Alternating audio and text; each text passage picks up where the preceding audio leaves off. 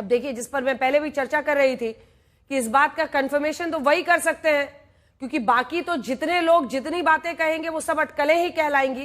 हिमांशु, देखिए बिल्कुल अटकलें कहलाएंगी, और इसीलिए अगर आप देखेंगे तो अगर उपराष्ट्रपति का जो इस्तीफा हुआ है वो अब क्योंकि राष्ट्रपति जब एक्सेप्ट कर लेंगे तो कल क्योंकि जब सदन बैठेगा तो जो डिप्टी चेयरमैन है राज्यसभा में हरिवंश जी, वो वहां पर विराजमान होंगे। और जिस तरीके से 2002 में एक संकट गहराया था जब वो किशन कांत जो उस वक्त तत्कालीन उपराष्ट्रपति थे, उनके निधन के बाद तो जो डिप्टी चेयरमैन थी नजमा हेपतुल्ला, उनको कुछ समय के लिए जो है वो उपराष्ट्रपति यानी राज्यसभा में चेयरमैन अपॉइंट किया गया था, जो एक टेक्निकली प्रोविजन होता है। तो उस टेक्निकली प्रोविजन में जो है हरिवंश जो है वो चेयरमैन की भूमिका में रहेंगे, वो फैसले ले सकते हैं। लेकिन अब क्योंकि उपराष्ट्रपति का जो चुनाव है वो जुलाई तक होना है 2027 में, तो इस बचे हुए कार्यकाल के लिए उपराष्ट्रपति पद का उम्मीदवार कौन होगा, ये एनडीए में आम सहमति बनाने की कोशिश की जाएगी। साथ भी पेश होते थे, एक के खिलाफ भी पेश होते थे, लेकिन हमारे जो रिलेशनशिप रही, जो हमारे संबंध रहे, वो बहुत ही वार्म संबंध रहे। तो मुझे तो दुख है कि जब मैं अगली बार राज्यसभा में जाऊंगा तो उनका चेहरा नहीं मुझे दिखेगा। लेकिन एक बात मैं ज़रूर कहना चाहता हूँ, बड़े साफ दिल आदमी थे धनखड़ साहब।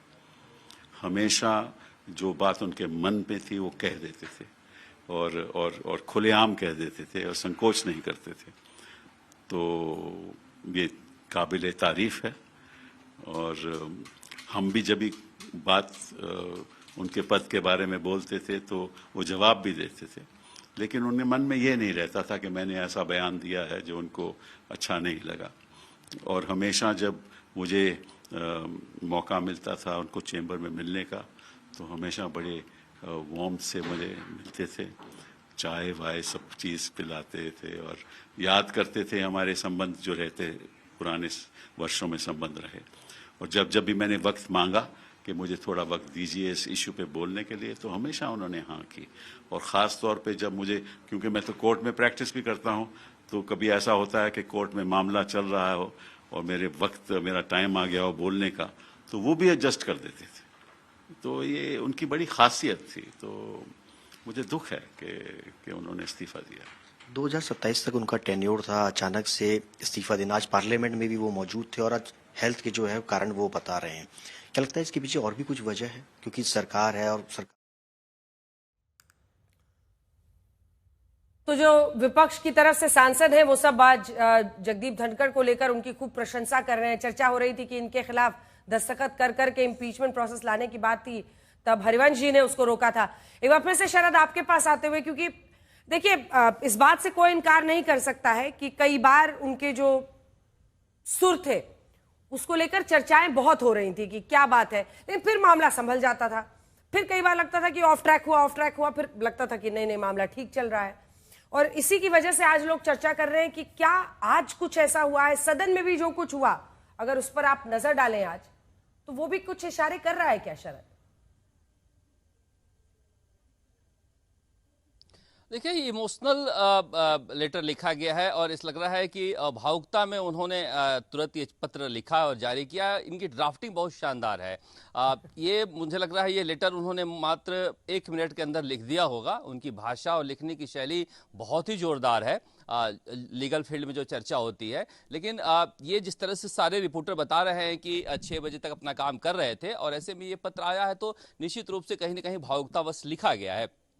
पर हाँ, अंजना, ये बात कही जा सकती है कि पिछले कुछ दिनों से कुछ तो गड़बड़ चल रहा था राज्यसभा के संचालन को लेकर। देखिए, उपराष्ट्रपति एक पद है, लेकिन मुख्यतः काम जो है राज्यसभा का संचालन है। अब राज्यसभा के संचालन को लेकर बीजेपी कितना खुश थी ये पता नहीं, या फिर कुछ समस्या थी, ये तो वही बताएंगे या फिर बाद में पता चलेगा। लेकिन इसके अलावा कोई दुराव हो सकता है ये कहा नहीं जा सकता है। हाँ, हो सकता है इससे लेकर अगर कोई कुछ कहा हो तो उनके मन में कुछ पीड़ा पहुंची हो सकता है ये बात भी हो। लेकिन जिस तरह से उन्हें भव्यता के तरीके से किसान पुत्र को उपराष्ट्रपति बनाया गया था और जो जलसा हुआ था झुंझुनू के उस गांव से लेकर जयपुर होते हुए दिल्ली तक, इतने बड़े जलसे के साथ अगर उपराष्ट्रपति बनाए गए थे एक राजनीतिक संदेश देने के लिए, तो इस तरह से एक पत्र लिखकर और स्वास्थ्य कारणों का हवाला देते हुए छोड़ जाना, मुझे लग रहा है कि अगर दोनों परिस्थितियों की तुलना करें तो बहुत कुछ राजनीतिक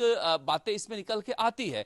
पर चूंकि उन्होंने उपराष्ट्रपति के पद पर हैं, उन्होंने इस रीजन को बताया है कि हेल्थ ग्राउंड पर हम इस्तीफा दे रहे हैं। यहाँ जयपुर आते थे, राजस्थान आते थे, सारे लोगों से मिलते थे, बहुत विनोदी स्वभाव के हैं, इनका सेंस ऑफ ह्यूमर बहुत जबरदस्त है। देखिए उपराष्ट्रपति यहाँ से भैरू शेखावत भी रह चुके हैं, और भैरू शेखावत जब तक उपराष्ट्रपति रहे बहुत अच्छा संबंध उनका नहीं रहा वसुंधरा राजे की वजह से अटल बिहारी वाजपेयी या लाल कृष्ण आडवाणी से, क्योंकि वो वसुंधरा राजे को हटाना चाहते थे, ऐसी बातें आती रहती थी। मगर चूंकि वो बीजेपी से थे, आरएसएस से थे, घुट्टी उनमें एक अनुशासन का था, इसलिए वो लगातार बनाए रहे। उपराष्ट्रपति पद से हटने के बाद अपना जीवन चुपचाप यहां पर काटे, जयपुर में बिना कोई राजनीतिक गतिविधि में शामिल हुए, क्योंकि बीजेपी आगे निकल चुकी थी। ये जो हम लोग बात कर रहे हैं मूलतः ये बीजेपी के नहीं है, लोकदल के हैं, मिजाज ऐसा नहीं है, और जाट समाज से आते हैं, तो हो सकता है कि भावुकतावश ये कदम उठा लिया हो उन्होंने। इसके पहले भी देखिए बीजेपी में बहुत सारे नेता प्रधानमंत्री नरेंद्र मोदी के साथ आए और उच्च पदों पर बैठे, सत्यपाल मलिक भी उनमें से थे, क्योंकि वो भरोसा पैदा किया था। पर अब जिस तरह से उन्होंने चिट्ठी लिखी है, इसका राजनीतिक फायदा विपक्ष उठाने की कोशिश करेगा, क्योंकि राजनीतिक फायदा उठाने की कोशिश किया था बीजेपी ने जब इन्हें उपराष्ट्रपति पद पर बैठाया था, लेकिन बहुत ज्यादा असर राजनीतिक रूप से यहां नहीं पड़ेगा। क्यों?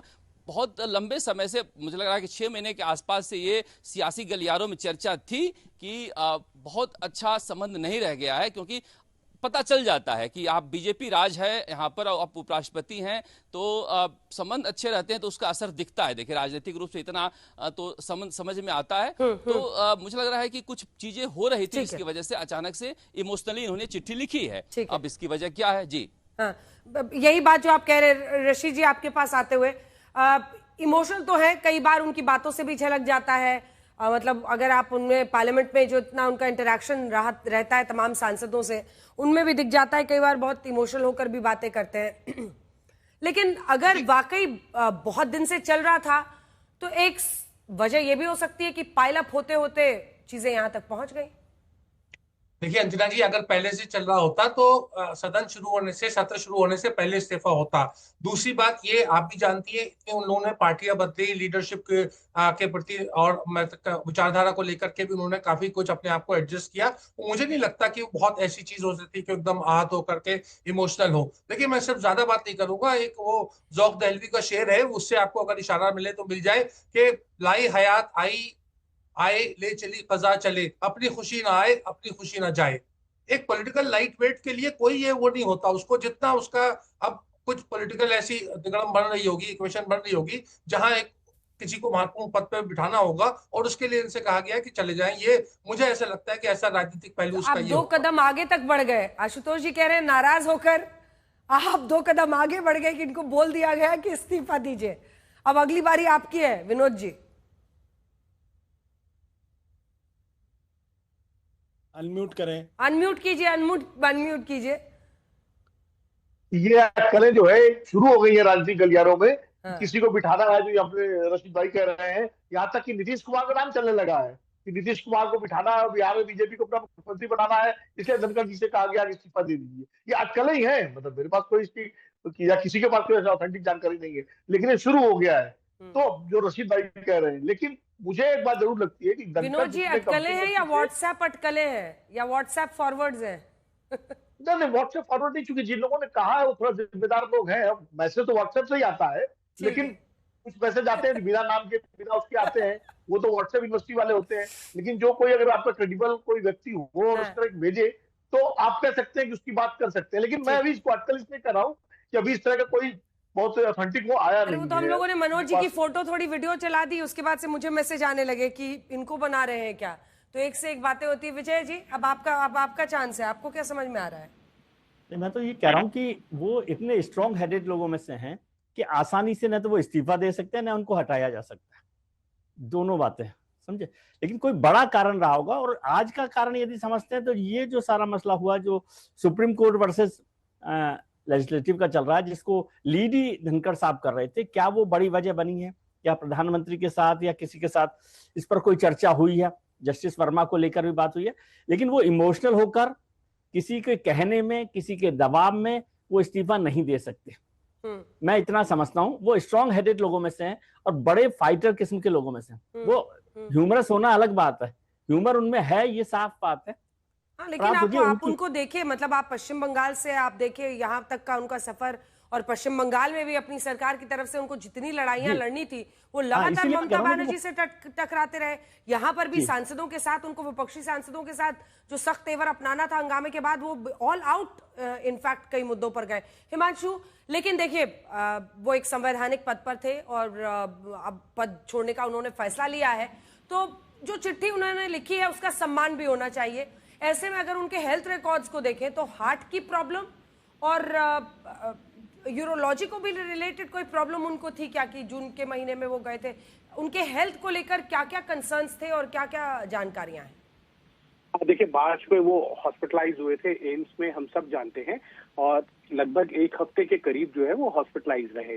वो जब स्वस्थ होकर आए, उन्होंने सदन की कार्रवाई को भरपूर तरीके से चलाया, और पिछले मुझे लगता है जो उनका लास्ट दौरा था वो उत्तराखंड के अंदर था, वहां उनके स्वास्थ्य को लेकर कुछ खबरें आई कि उनका स्वास्थ्य खराब हो गया है, और उसके बाद उनको रेस्ट के लिए सजेस्ट किया गया। जब हमने उपराष्ट्रपति कार्यालय के अंदर बात की तो ये कहा गया कि नहीं, वो ठीक है, और देर शाम जो है जो गवर्नर हैं वहाँ के उत्तराखंड के, उनके साथ जो है उनकी तस्वीरें भी आई चाय पीते हुए। लेकिन एक चीज को आपको समझना होगा अंजना, वो ये कि उपराष्ट्रपति रहते हुए जो राज्यसभा के अंदर स्टैंडिंग कमेटीज हैं, डिपार्टमेंट रिलेटेड कमेटीज हैं, उनमें उन्होंने राज्यसभा के अधिकारियों को अपॉइंट कर दिया था, जो उपराष्ट्रपति कार्यालय की तरफ से अपॉइंट किए गए थे कि वो कार्रवाई को देखेंगे कि स्टैंडिंग कमेटी में क्या चलता है।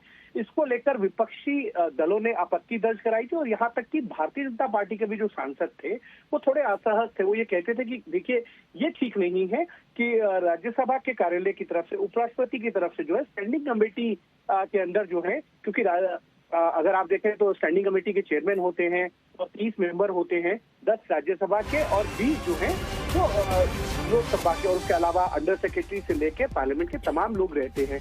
ऐसे में राज्यसभा चेयरमैन की तरफ से किसी विशेष अधिकारी को उसमें अपॉइंट करना ये ठीक नहीं है। तो इस तरीके के खबर आ रही है, हमारी सहयोगी मौसमी ने भी बताई कि, मौसमी अगर जुड़ी है तो उनको जोड़िएगा। मौसमी, जो खबर आपने बताई थी कि आज विपक्ष के सांसदों से भी वो मिले थे, किस तरह के संकेत उस वक्त आए थे, अगर इस बारे में आप जानकारी दें। शाम 6 बजे विपक्ष के नेताओं से उनकी ये मुलाकात हुई थी। हिमांशु, आपके पास इसके बारे में कोई जानकारी? देखिए, मुझे लगता है कि विपक्ष के सांसदों से वो समय समय पे, मौसमी है हमारे साथ, मौसमी है, एक सेकेंड, मौसमी बताइए। जी अंजना, मैं ये बता रही थी कि देखिए, हम लोग जो सीक्वेंस ऑफ इवेंट्स है उसको जरूर बता सकते हैं, और हमने तमाम अभी सांसदों से भी हम लगातार फोन करके बात कर रहे थे, क्योंकि शाम को खड़गे साहब के वहां मीडिया को बुलाया गया था, और उसमें ये चर्चा जोरों से हो रही थी, उनके घर पे बुलाया गया था, और तमाम कांग्रेस के नेता भी वहां पे जो मौजूद थे वो ये बता रहे थे कि अभी हम लोग धनखड़ साहब से ही मिल के आ रहे हैं, और इसको लेके चर्चा हो रही थी। एक सांसद ने ये भी बताया कि उनको बोला गया कि आपको मैं इस कमेटी में डालना चाहता हूँ, और इसके बारे में आपको कल परसों इत्तला करूंगा। एक बात ये है, यानी कि उन्होंने कहा कि हम आपको कमेटी में डालेंगे, इसके बारे में आपको बताएंगे। तो यानी कि धनखड़ साहब उस वक्त तक 6 बजे तक उन्होंने तय नहीं किया था। दूसरी बात यह है कि धनखड़ साहब ने हाउस में ये बोला अंजना कि मुझे नोटिस मिला है इम्पीचमेंट को लेकर ऑपोजिशन मेंबर्स का, और इसके बारे में मैं इसको एडमिट करूंगा या डिसीजन में आपको कल बताऊंगा। तो उसको लेके भी उन्होंने हाउस में ये बात बोली, और उसके बाद यहाँ पे एक तरीके से साइमल्टेनियसली एक तरफ लोकसभा में ये नोटिस दिया जाता है स्पीकर को, तो दूसरी तरफ राज्यसभा में ऑपोजिशन के सांसद ये नोटिस चेयरमैन को देते हैं, जिसमें रूलिंग पार्टी के एमपीज नहीं होते हैं। तो ये सब चीजें घटी, और शाम के 6-6:15 बजे तक लगभग लगातार, चाहे धनखड़ साहब के वहां भी लोगों का मिलने का जमावड़ा लगातार बना हुआ था, और विपक्ष इस बात को लेकर काफी गदगद है कि जस्टिस वर्मा पर हमने तो इम्पीचमेंट नोटिस जो दिया वो 63 हस्ताक्षर यानी कि 63 हस्ताक्षर करके हमने दे दिया है राज्यसभा चेयरमैन को, बिना सत्ता पक्ष के। तो एक तरीके से इस बात को लेकर भी भीतर खाने चल रहा था कि इसमें भी सियासत विपक्ष कर रहा है। यहाँ पे सरकार ने लोकसभा में विपक्ष को साथ लिया, लेकिन राज्यसभा में नहीं लिया। विपक्ष ने सरकार को साथ में, और उनसे भी हस्ताक्षर करवा लेते। उसके बाद ये भी जानकारी मिल रही है कि सांसदों से भाजपा के हस्ताक्षर करवाए गए हैं। बाद में कागज किसी मामले को लेकर इस बात की पुष्टि है, क्योंकि एक सांसद ने हमें बोला कि हस्ताक्षर करके वो निकले हैं, वो भाजपा के सांसद थे। लेकिन ये शाम के 6-7 हाँ जी, हमारे साथ एक सेकंड जुड़ रही हैं जेएमएम की सांसद है। महुआ जी, क्या खबर है? आप लोग आज मिली थी क्या धनखड़ जी से? हाँ, उनसे मुलाकात तो हुई थी, पार्लियामेंट में वो आए ही थे, तो वहाँ पे ऐसा कुछ भी नहीं लगा कि इस तरह से रिजाइन करने वाले हैं या कुछ। हम लोग टाइम याद है क्या महुआ जी? टाइम नहीं, मैं तो सुबह का ही बोल रही हूँ। सुबह में पार्लियामेंट में जैसे वो आते हैं उसी तरह से वो आए थे। हाँ, तो और बाद में भी सब लोगों ने बताया कि बिल्कुल स्वस्थ थे, ऐसा कुछ नहीं लग रहा था, आम दिनों की तरह ही लग रहे थे और खुश मिजाज भी थे। ऐसा भी नहीं लगा कि कुछ उनके मन में चल रहा है। क्या पता कोई पॉलिटिकल रीजन है या नहीं है, या एक्चुअल में स्वास्थ्य कारण होंगे।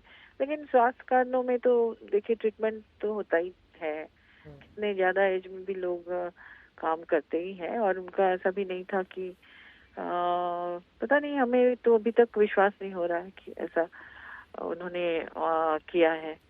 बहुत ज्यादा जानकारी नहीं दे पाए। वजह क्या है? जब उन्होंने खुद ही लिखा है, वो खुद ही लिख रहे हैं कि मेरे स्वास्थ्य की वजहों से और मुझे स्वास्थ्य के लिए चिकित्सक जो सुझाव मिला है उसकी वजह से मैं कर रहा हूँ, तो क्या वजह? आपके मन में शक क्यों आ रहा है? नहीं, शक नहीं, कुछ लोग कह रहे थे, अटकलें लगा रहे थे कि इसके पीछे और कोई वजह तो नहीं, लेकिन जब उन्होंने खुद लिखा है तब तो उसको ही मानना पड़ेगा ना कि स्वास्थ्य कारणों से है। लेकिन इतनी जल्दी भी क्या थी, ये सब लोग कह रहे हैं कि इतनी जल्दी भी क्या थी, ये सत्र भी पूरा हो जाता, और ऐसा भी नहीं था, देख के नहीं लग रहा था कि इस सत्र में वो पूरा नहीं कर पाएंगे। 1 महीने का सत्र था, आराम से चल जाता। और सत्र के पहले दिन उन्होंने कर दिया। हाँ, वही तो, पहले दिन कर दिया। ऐसा इसके पहले जब बीमार हुए थे उस समय बहुत जल्द वो वापस आ गए थे। अब उनका कुछ सर्जरी वगैरह भी हुआ था या स्टेन लगा था, कुछ तो हुआ था, तो उस समय भी 2-3 दिन 5 दिन के अंदर फिर से वो वापस आ गए थे काम पे। इसलिए और ज्यादा हैरानी हो रही है कि देख के नहीं लगा था कि इस तरह का कुछ है, और तो ये सत्र पूरा हो जाता तो सबको खुशी होती। ये बड़ा शॉकिंग न्यूज है सबके लिए।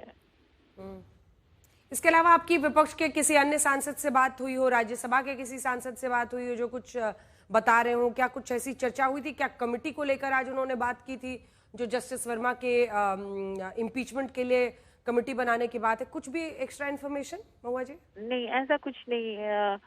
मतलब अलग अलग लोग अलग अलग तरह से कह रहे हैं। कोई मान रहा है कि हाँ स्वास्थ्य रीजन से ही होगा जब खुद ही पोस्ट किया है। कुछ लोग कह रहे हैं कि पता नहीं कोई दबाव है या क्या, या फिर कुछ, मतलब सबको अलग अलग तरह की बातें कर रहे हैं। किसी को ये हजम नहीं हो रही बात, सबको ऐसा लग रहा है कि अचानक कैसे हो गया। बहुत धन्यवाद आपका महुआ माझी जी, आज तक पर हमारे साथ जुड़ने के लिए। सांसद हैं जेएमएम की, जिनका ये कहना है कि वो भी अटकलों की ही वजह से ये बात कर रही हैं इस वक्त, क्योंकि जब खुद ही उपराष्ट्रपति ने ये लिखा है कि स्वास्थ्य कारणों से मैं इस्तीफा दे रहा हूं, चिकित्सक सुझावों, मुझे मेडिकल एडवाइस पर मैं दे रहा हूं, तो फिर ऐसे में क्यों शक करना है? वहीं कई लोग कह रहे हैं कि अचानक क्या हुआ, आज दिन में तो थे वहां पर वो। हिमांशु, आप कुछ जानकारी नहीं आई है क्या आपके पास? देखिए, मैं 2 चीज, जो बात अभी मौसमी कह रही थी, जो आप महुआ मोत्रा से पूछ रहे, महुआ माझी से पूछ रही थी, मैं उसको बता देता हूँ। राज्यसभा चेयरमैन ऑफिस की तरफ से एक हम लोगों को मैसेज आया, जिसमें कहा गया कि राज्यसभा चेयरमैन के डायरेक्शन है कि, मैंने पहले भी आपको बातचीत में बताया था कि उनके डायरेक्शन है कि दोनों सदनों में एक साथ एक ही दिन जो है वो जस्टिस यशवंत वर्मा के खिलाफ जो है रिमूवल का जो मोशन है उसको लाया जाए, और उसकी कमेटी बनाने का जो अधिकार है वो राज्यसभा चेयरमैन और लोकसभा स्पीकर के पास रहेगा।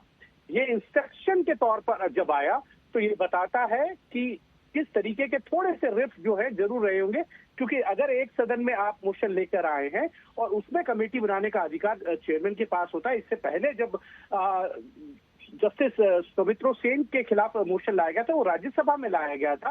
राज्यसभा ने कमेटी बनाई थी, उस कमेटी ने अपनी रिपोर्ट सौंपी, उसके बाद उन्होंने आके अपने पॉइंट ऑफ व्यू को रखा था कि उन पे जो आरोप लगे हैं, और उसको सदन ने नकार दिया था। उनके खिलाफ वोटिंग हुई और उसमें उनके इम्पीचमेंट को ठीक माना गया। लोकसभा में जाने से पहले उन्होंने इस्तीफा दे दिया था।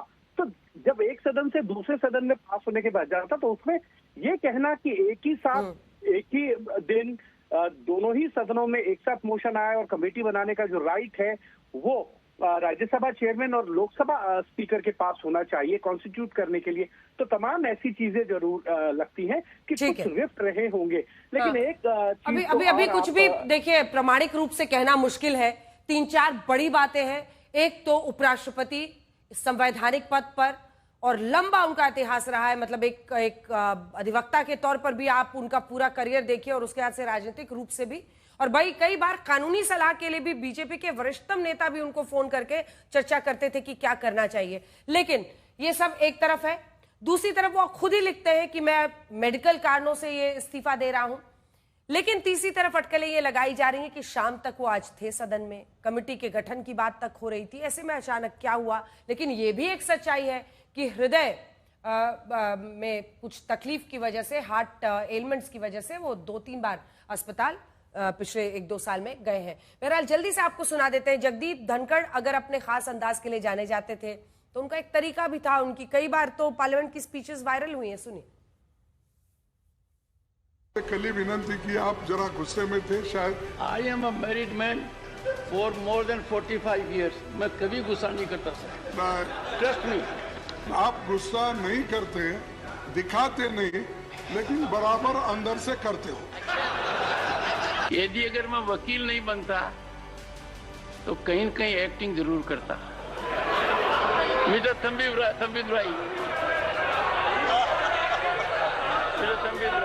तो ये भी देखना पड़ रहा है कितना झुकूं, किसके सामने झुकूं, फोटोग्राफर कहां से क्या ले रहा है, कौन इंस्टाग्राम पर डाल देगा, कौन ट्विटर पर डाल देगा, कौन मेरी रीढ़ की हड्डी को तय करने लगेगा।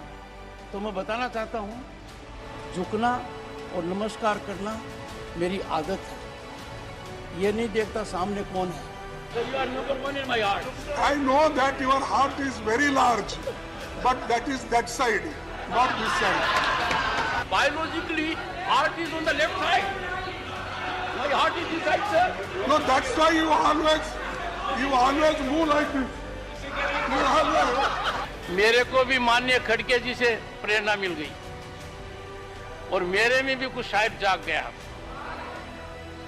उम्र भर गालिब यही भूल करता रहा, धूल चेहरे पे थी, आईना साफ करता रहा। जगदीप धनखड़ ईश्वर की शपथ लेता हूं कि मैं विधि द्वारा स्थापित भारत के संविधान के प्रति सच्ची श्रद्धा और निष्ठा रखूंगा।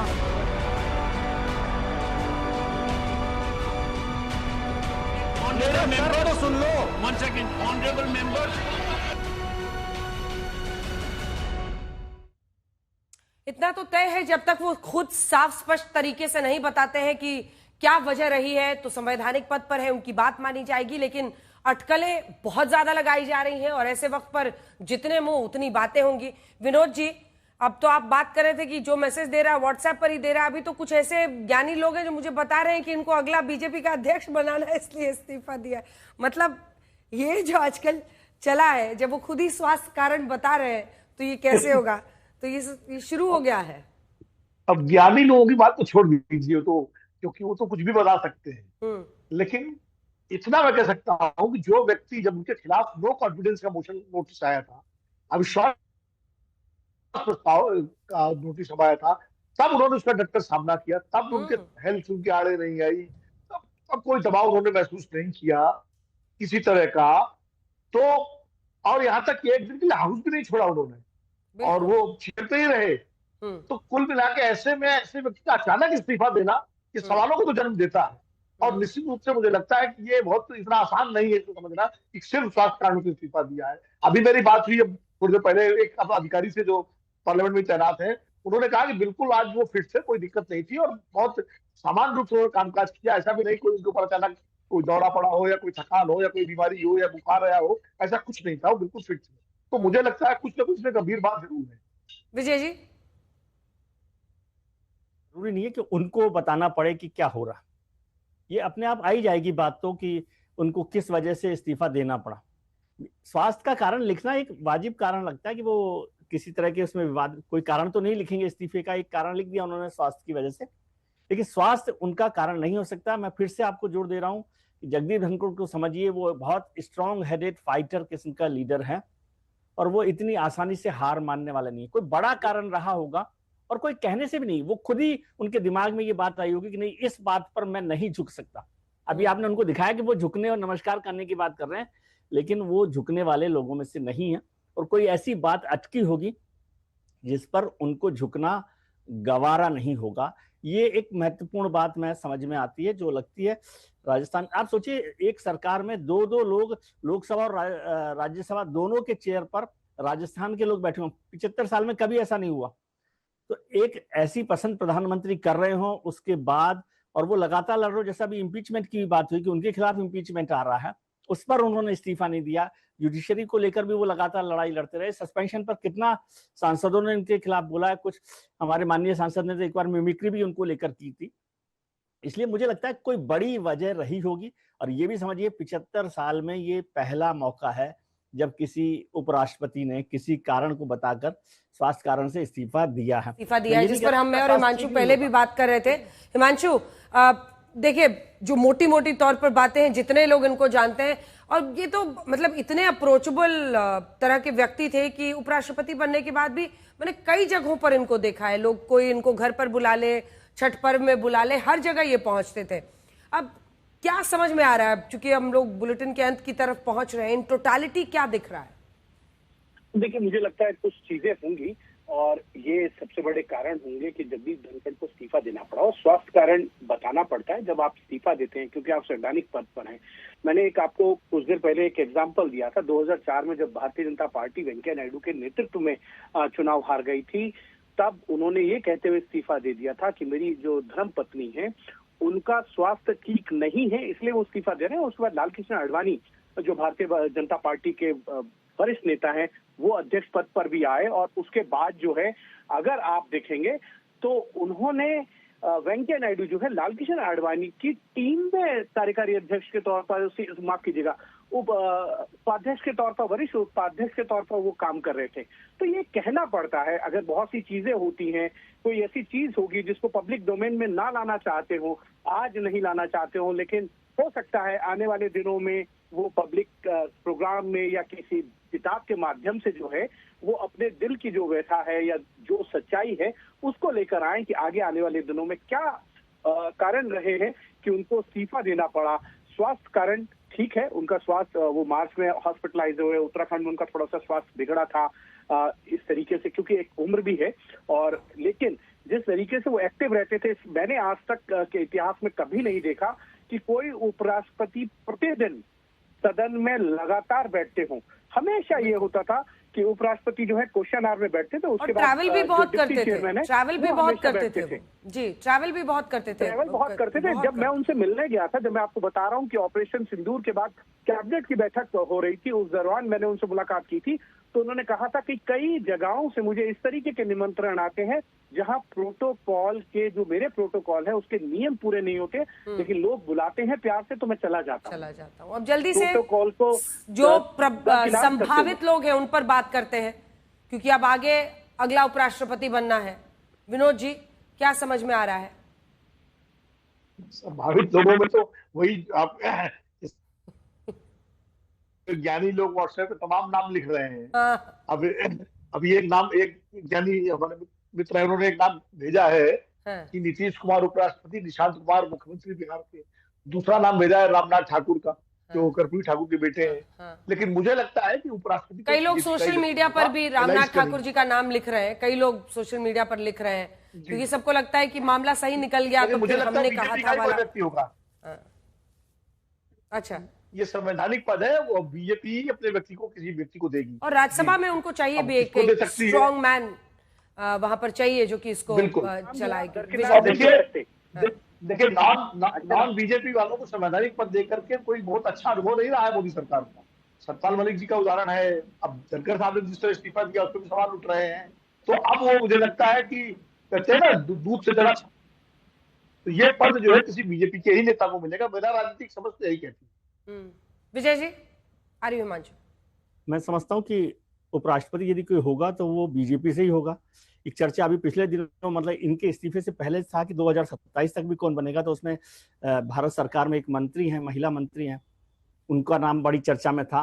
लेकिन मैं फिर से समझता हूँ कि यदि वो नहीं बनते हैं या बीजेपी का कोई नहीं बनता तो एक राज्यपाल साहब 3 साल से बड़ा इंतजार कर रहे हैं और वो पॉलिटिकल मैसेज के लिए भी ठीक होंगे। उसमें मनोज सिन्हा का नाम मैं खारिज कर रहा हूँ। उसके साथ आपको ये राइडर के साथ बात कर रहा हूँ कि एक राज्यपाल साहब, उनको पहले भी लग रहा था धनखड़ साहब के वक्त कि वो बन जाएंगे, उस समय नहीं बन पाए थे, तो क्या वो बनेंगे? वैसे संभावना है कि बीजेपी से ही कोई इस पद पर। ठीक है, एक बार अखिलेश प्रसाद सिंह जी हमारे साथ जुड़ रहे हैं, जो कि सांसद हैं राज्यसभा के। अखिलेश जी, आपने तो आज देखा होगा दिन भर जो कुछ हुआ है, आप किस तरह की जानकारी देंगे? क्योंकि क्या कमेटी को लेकर भी कुछ चर्चा वो कर रहे थे, शाम तक क्या हुआ था? देखिए, ये तो शॉकिंग है हम लोगों के लिए। मैं 5:45 बजे उनके दफ्तर से निकला हूँ और मेरे साथ उस समय जयराम रमेश जी थे, प्रमोद तिवारी जी थे, और जो बातचीत हो रही थी जस्टिस वर्मा के इम्पीचमेंट वाले इशू पे सब बात हो रही थी। उस समय तो ऐसा कुछ लगा नहीं कि उनकी तबीयत ठीक नहीं है, लेकिन अब जो कुछ हुआ ये हम लोगों के लिए, किसी के लिए भी ठीक नहीं है। तो बड़े ईमानदारी से, निष्पक्षता से हाउस चलाते थे। अरे तो आप लोग तो इम्पीचमेंट ला रहे थे उनके खिलाफ, नो कॉन्फिडेंस मोशन। नहीं, सबको मालूम था कि नो कॉन्फिडेंस मोशन का कोई मतलब नहीं है, लेकिन ठीक है, मतलब उस ये में नहीं था। तो हमेशा वो जानकार व्यक्ति थे, लॉ के अच्छे जानकार थे और अच्छे से चलाए। क्यों हुआ, कैसे हुआ, ये तो मैं नहीं कह सकता अभी, लेकिन देश की राजनीति के लिए अच्छा नहीं हुआ। और कुछ जो आप हमारे दर्शकों को बताने की स्थिति में हो, क्योंकि कई लोग मान रहे हैं कि हाँ स्वास्थ्य वजह थी, लेकिन अब अटकलें तो लगाई जा रही हैं तरह तरह की मतभेद को लेकर। लेकिन वो तो विपक्ष, आप लोग आरोप लगाते थे कि आप लोगों के खिलाफ वो हमेशा काम करते हैं, विपक्षी सांसदों को मौका नहीं देते हैं, तो ऐसे में क्या मतभेद हो सकता है? नहीं, देखिए, आरोप प्रत्यारोप तो आदमी व्यक्ति जब भी रहता है किसी संवैधानिक पद पर, थोड़ा बहुत आरोप लगता है, लेकिन आरोप प्रत्यारोप में अभी नहीं जाने का समय है। बिल्कुल। जहाँ तक तबीयत खराब होने की बात है, तो पिछली बार जब एम्स में उनका ऑपरेशन हुआ था, स्टंट लगा था, डाला गया था, और ठीक है, हाँ स्टेंट लगा था, लेकिन उसके बाद से भी वो स्वास्थ्य को भी लेकर वो कई बार अस्पताल गए हैं, ये हिस्सा भी है। तो दूसरी तरफ अटकलें भी लगाई जा रही हैं, लेकिन दिलचस्प है, पद छोड़ने के बाद व्यक्ति अच्छा लगने लगता है, ये भी दिलचस्प है। आप सभी का बहुत धन्यवाद हमारे साथ जुड़ने के लिए। इस खबर पर रहेगी हमारी नजर। उपराष्ट्रपति पद से इस्तीफा दे दिया है जगदीप धनखड़ जी ने, और अब कौन बनेगा अगला उपराष्ट्रपति, इस पर रहेगी आज तक की नजर। देखते रहिए आज तक।